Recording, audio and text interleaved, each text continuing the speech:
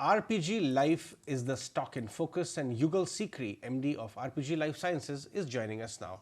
The stock is higher by 2.5%, but that's not the story. The story is if you look at the last 1 year, or even better, 2 years. We've been tracking it for almost 7-8 quarters now, and Yugal Sikri indeed has staged a massive turnaround at the company, and that is why it's more than doubled, in fact 3x in last 1.5-2 years. Mr. Sikri, good afternoon. Thank you so much for your time.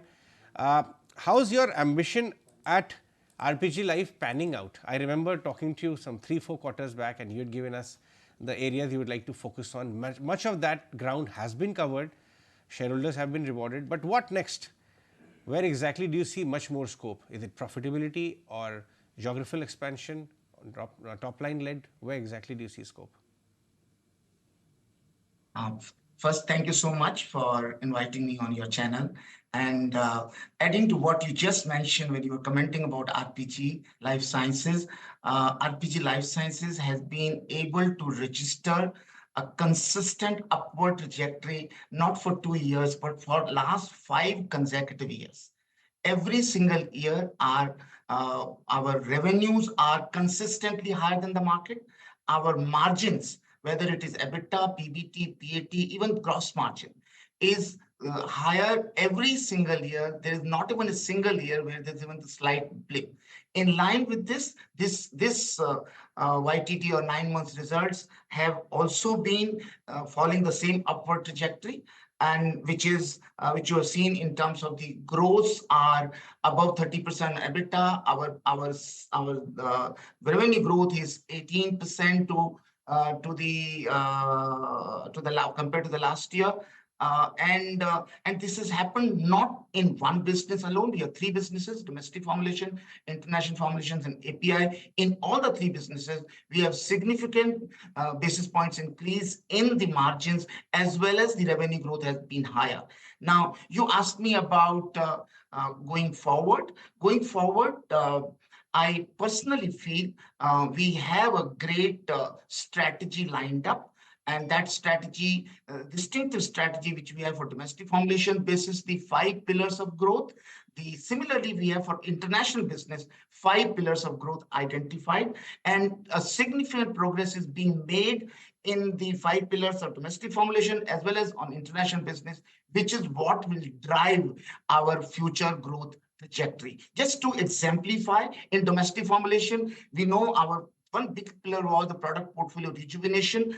We have identified close to 80 products on a 3-year span of period, and we have launched almost 45-50% products. They contribute today about 27-28% to our turnover, and we have another 35-40 products identified which will contribute in the future going forward. Similarly, we have a very big advantage of having textbook products in domestic formulation business. We have been able to capitalize on that. We have extensive life cycle management strategy. We launched close to about 10 to 12 line extensions.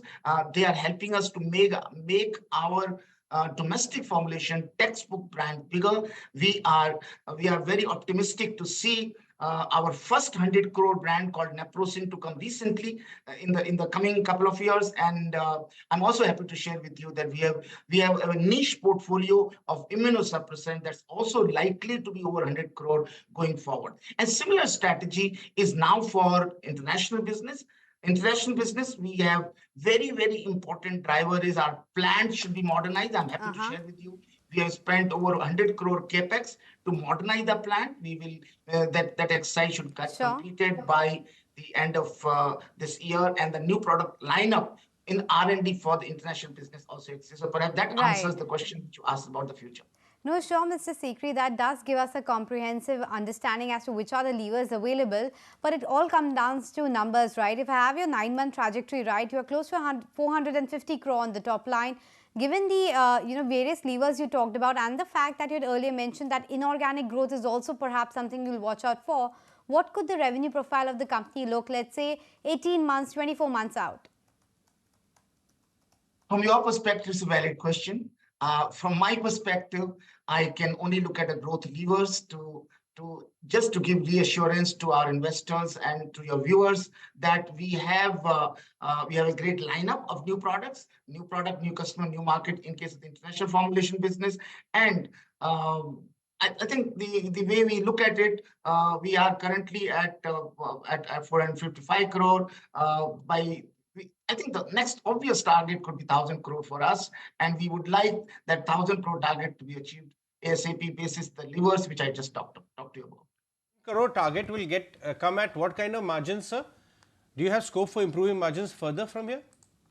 Yeah, I think that's also a very, very, very valid question because there has been a consistent uptrend in the profit margins. Our goal is that we have a profitable growth. So we will not like to compromise on the margins. That's our strategy, and future growth should also come with the margins which you see now. And I even expect some basis points increase going forward because our revenue get added and our fixed costs being kept under control.